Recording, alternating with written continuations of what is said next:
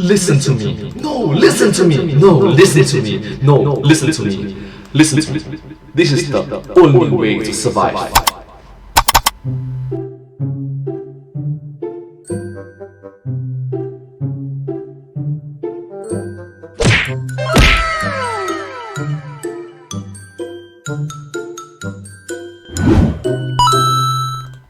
Hi everyone, and let's start the video. Thank you so much.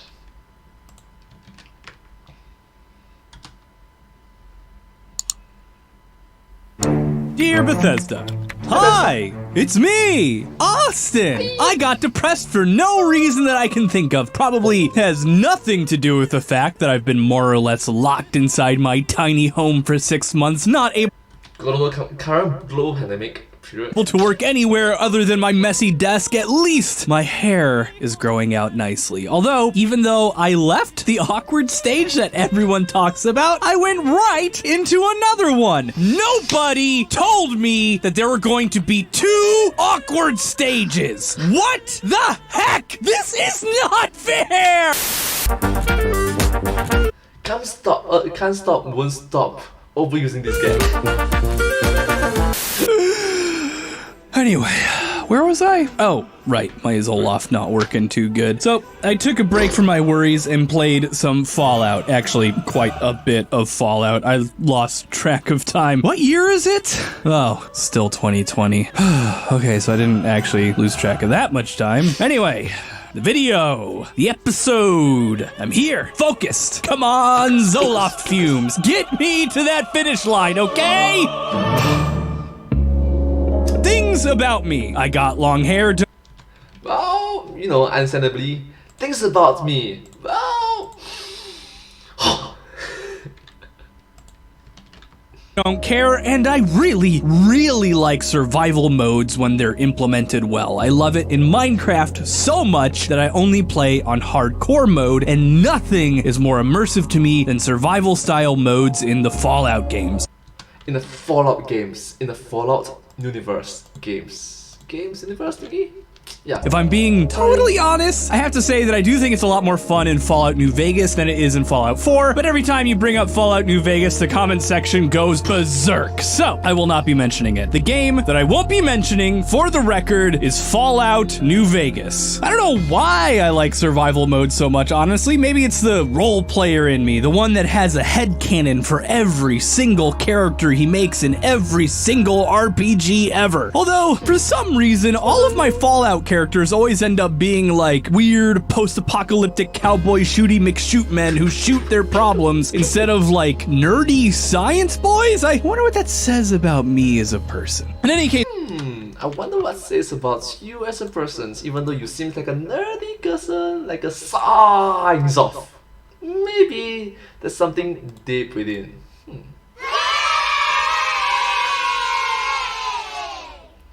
Let's continue.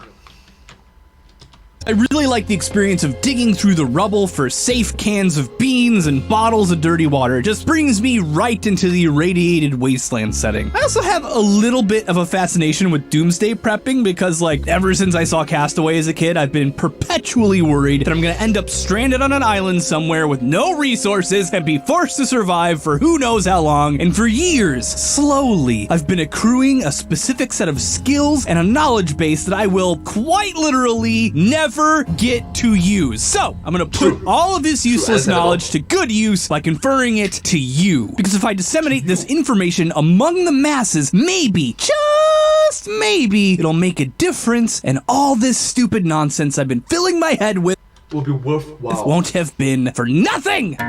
Nothing! Okay, so, how to survive in a nuclear apocalypse. You've just stepped out of a vault. It's either 10 years or 200 years into the future, and frankly, it doesn't make that much of a difference either way because your concerns are a lot more immediate. Survivalists use a quick rule of thumb to assess their priorities, and it's one of the key things that keeps them grounded in stressful situations. And this rule is called the Rule of Threes, and it goes a little something like this. You can survive 3 minutes without breathable air or in icy water. Around 3 minutes without breathable air or in icy water. You can survive 3 hours in extreme weather unprotected. 3 hours in extreme weather unprotected. You can survive 3 days without drinking water, and you can survive 3 weeks without food. Of course, this is all just, average out. This list is a quick way to gauge what it is you need to do in a survival or extreme situation, and is listed in descending order of importance. For example, finding food is a really, really important thing, but it only matters if you have a supply of drinkable water. Getting water is a really vital thing to be concerned with, but if you're out in a blizzard without a coat or a cave to hide in, kinda doesn't matter because you're gonna die if you don't find shelter anyway. For our purposes, we're gonna assume that we're living in a Fallout world like Fallout 4 and stepping out into the wide world in the middle of the United States in about October. It can get chilly out, but there's places to hide like abandoned suburban houses, so we're gonna be skipping past ice water and extreme weather in our list and focus on water, which, if you think about it, is pretty apropos. Water is a precious resource in the Fallout franchise, since in many regions of the United States it polluted, unfortunately. remains contaminated by Contaminated, yes, correct. radioactive materials, and the entire, inciting incident of Fallout 3 is the prospect of providing clean water to the entirety of the Metro DC area because, that place really needs it. It is in rough shape. The human body needs access to bare minimum 2 liters of water per day in order to stay fully functional. This is an estimate, and you'll probably need more if you're out there manually hunting and gathering, and you might be thinking, great, water! There's water all over the United States, especially Boston. There's water there, there's water there, there's water there. I'm just gonna scoop some up and contaminated water. Don't do that, you idiot! I forgot to mention the most important thing. You are going to die someday. Yes, you right now watching this video, you are mortal and you are going to die. It's not super important that you process all the implications of that, but it is important that you keep in mind right now. Yes, keep in mind right now that you will die, I will die, we'll all die at some point in our lives. With all of our medical advances, antibiotics, antivirals, hand washing, IV drips, shock paddles, everything, you are still going to die. What's gonna kill you? Disease. That's right, disease. The Diseases, illnesses. number 1 killer of human beings since literally forever. And since in a post-apocalyptic and or any other survivalist setting, doctors and hospitals are, to put it mildly, lacking, the main name of the game is risk reduction. And drinking water straight out of the earth, even if you ignore all the radioactive waste floating in it, is taking a big risk. Fresh water is full of millions of microorganisms per cubic centimeter, most of which are actually harmless, but several that can be downright fatal under the right circumstances. Maybe if you're feeling squirrely in 2020, you can go out into Lake Michigan and take a big old scoop of water right into your mouth. I wouldn't recommend it, but you could do it, and you'd probably be fine. And if you weren't, you could go to the hospital. And heck, you may not even have to go to the hospital. Maybe you'll just be sick for a few days and then recover on your own. And in the modern era where you don't really have to do much work to survive, where you've got tap water from the faucet and refrigeration keeping your frozen burritos edible, a case of dysentery or diarrhea or fatigue from your body fighting off an infection it definitely sucks, but it's manageable. But when your very survival depends upon your ability to get off the ground, find food, find water, the tiniest hiccup in your productivity could be the thing that snowballs out of control. You're too tired to get enough calories, which makes you too tired to get more calories tomorrow, which makes you too tired to get more the next day, and all of a sudden, boom, you are dead. This is the problem you want to avoid at all costs, because the stakes associated with failure in a survivalist setting are dramatically higher than they are in your normal 2020 life. Dysentery? Dead. Bit by a raccoon? Rabies. You're dead. Stepped on a nail? Tetanus, son. You're dead, deadity, dead. Yeah, there's no hospitals or clinics. If the medication is poor, you suffer, you die. The whole world wants to kill you, and you are like a soft little baby. So, water. Potable water. It is a real challenge in a resource-poor environment. There are some things you can do if you can find a waterproof and fireproof container, though, like a pot or a pan, which is you can boil your water over a fire, which, starting fires is its own whole thing. If you can start a fire, you can boil water, which, if you're at or around sea level, a rolling boil for a solid minute will kill pretty much everything in the water. This only solves our first A rolling boil for a solid minute. understand? It's boiled. That means bubbles coming out. Okay? Problem, however, which is microbes, which will do you for a bit, but you have to remember a few things. One, several types of microbes and algae can actually release toxins as a part of their biology, which will make water undrinkable no matter how much you boil it, which is one of the reasons you can't just throw moldy meat in the oven for 10 hours and eat it. But what's more pressing is the relatively high levels of radioactive heavy metals floating in the water. This is bad for you for two reasons. One is that heavy metals can accumulate in your body and cause severe neurological Cancer. damage all on their own, and two, the radiation these metals release will irreversibly damage nearby cells, which at the best case scenario gives you cancer in the long term, and the worst case scenario is it causes acute total organ failure.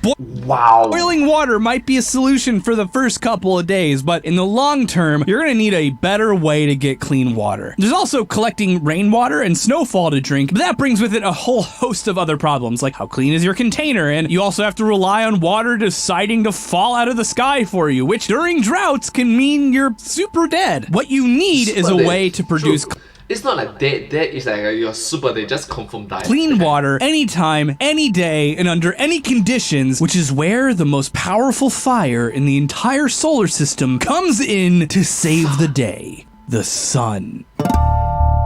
The sun is a practically inexhaustible source of energy, and even without high technology solar panels, we can still harvest it for our purposes by creating something called a solar still, which works by taking the raw power of the sun and using it to evaporate water. And they are really, really easy to build. All you have to do is get 2 bottles, plastic, glass, doesn't really matter, and you put your dirty, nasty water in one bottle, connect it to the other one, and then you just angle them slightly and you're done. And here's basically how it works. The energy from the sun blasts the surface of the water, heating it up and increasing its rate of evaporation. The water vapor then rises into the second empty bottle and condenses to form water droplets. You can actually make this more efficient by putting something dark underneath the dirty water side and covering the clean water side so that it's Black color sort of, how to say, absorb heats better if I'm not wrong. stays relatively cooler. And you might be asking, but Austin, won't radioactive materials and bacteria and stuff be lifted up with the water vapor and make it into your clean supply? And the answer to that question is absolutely, positively not. While we like to think of viruses, bacteria, and dust as very small and light, when you're looking at them on a microscopic scale, they're not even remotely comparable. Bacteria are orders of magnitude smaller than dust particles and are orders of magnitude larger than viruses, and all of them are orders of magnitude larger than water vapor. And it's really easy to see why when you just think about it for a few minutes. A virus, even a really tiny one, is made up of multiple chemicals strung together in a chain. Water vapor, though, is just like 2 hydrogen atoms and an oxygen Yeah! Dun, dun, ding. atom floating in the air. On these scales, it's like saying that a freaking, I don't know, Geo Metro convertible will be carried off into the air by the updraft caused from a rising helium balloon. Wait, what? Is it actually possible? A balloon carry a car? What? Is the car small? Almost comically small? Yes, but it's still so much heavier than a balloon filled with helium that it's not even useful to compare the two. So no matter what, as long as there isn't a chemical in there that evaporates faster than water, the water in the clean side is only going to be as dirty as the bottle itself, which, I don't know, if you can, maybe use your first batch of distilled water and mix it with some white ashes from burnt wood and any natural fat you can find, even if it's from roadkill, to create a rudimentary soap. That would go a long way to making sure your water container was as clean as possible. Anyway, all that aside, you can use just the sun to turn practically any water, yes, even salt water, into clean, potable drinking water using simply 2 bottles taped together. There! I solved your problem. Okay, you know, these bottles are really tiny. How much water can you really get out of this, though? Because the rate of evaporation isn't dependent upon the volume of water you have. It's dependent on your surface area exposed to the sun, meaning that a thin, chunky bottle that's gonna be, like, really inefficient at absorbing sunlight, right? Like, let's just use some math to figure it out real quick. Measuring a Nuka-Cola bottle in-game to get a cross-sectional area, we get an area exposed to the sun of about 31 square centimeters, with a potential evapotranspiration rate of 3.4544 centimeters per month in Boston. Austin during October on average, that gives us in a 31-day month an average of 1.11 millimeters of evaporation on exposed surfaces per day, which given our low surface area of only 31 square centimeters means that a Nuka-Cola bottle will provide, well, that can't be right, only 0.0035 milliliters per day of drinkable water? That means you need like, what, over 2 million bottles of Nuka-Cola working every single day to harvest the water you need? Well, that's garbage!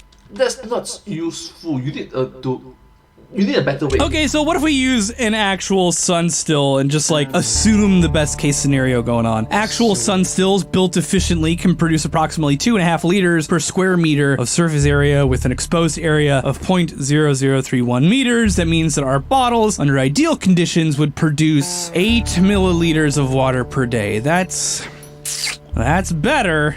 That's better, that's not You'd good. still need about 500 Nuka-Cola bottles to get even close to the amount of potable water you'd need. Why are people pushing sun stills made from bottles as though they're a decent source of water? They are actual trash. Okay, crap, you might die. You're gonna die. I think that's clear now. There's not really a lot that I can do for you. Okay.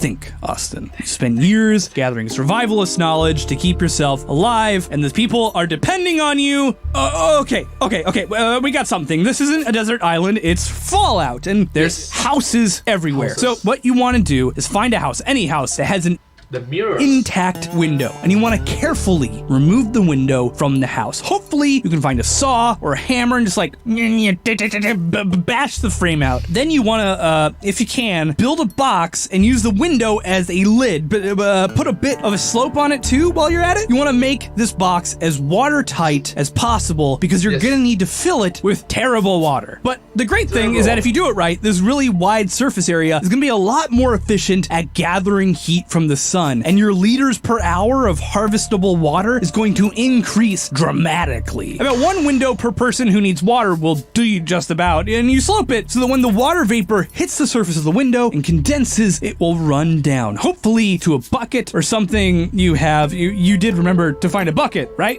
You're gonna need something to collect the water. This will do you for a time, but what you really want to do is make your own fire-powered still out of clay, because that is A, cleaner as long as you do it right, and B, will work no matter what resources you have around you, because in order to make clay, all you need to do is... What's that? We're out of time? Well, I was just about to tell them how to make their own kiln for firing clay. This episode's already getting too long? I mean... Oh, sorry. Maybe I could...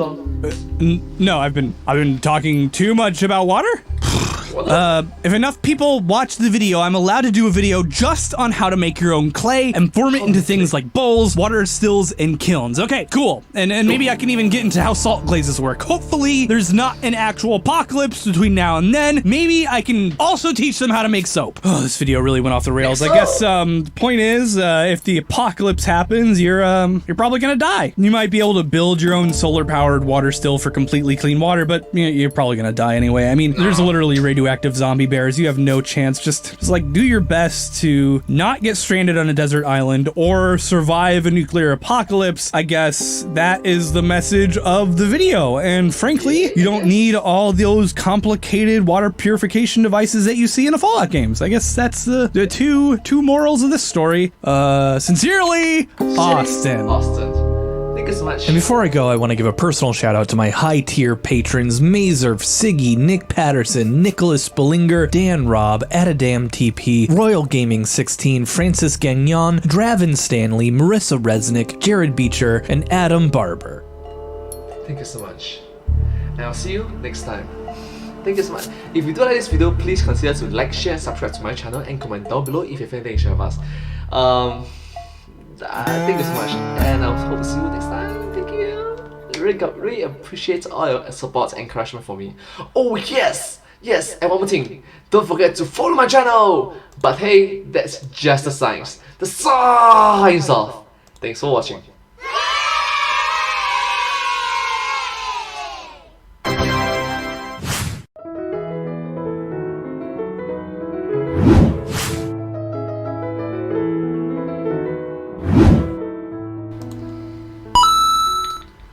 Thank you so much for watching this video. This video came up from a YouTube channel, The Game Terrorists, back in the year 2020, which is last year. If you do like this video, please consider to watch more of their videos. And yeah, for me personally, I'm a huge fan of their work, so yeah! I'll see you next time. Their videos are very interesting to watch, by the way. Just very entertaining, very interesting to watch. So, for me, yeah. If you, by the way, just asking, can you please subscribe to my channel? Thank you. Thank you so much.